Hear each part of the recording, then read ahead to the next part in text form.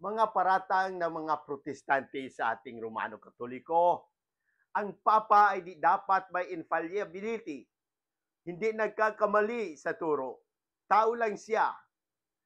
Walang taong di magkakamali, kaya imposibleng tama lagi ang Papa.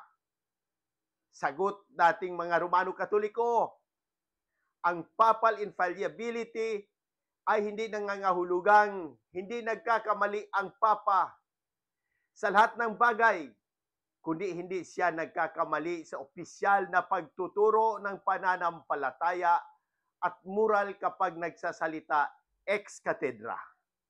Nakasulat sa Juan chapter 16 verse 13, ngunit kung siya, ang espiritu ng katotohanan ay dumating, papatubayan niya kayo sa buong katotohanan. Nangako si Kristo ng Espiritu Santo ang gagabay sa simbahan upang hindi ito mailigaw. Nakasulat sa Mateo chapter 28 verse 20, at narito ako'y sumasa inyo palagi hanggang sa katapusan ng panahon.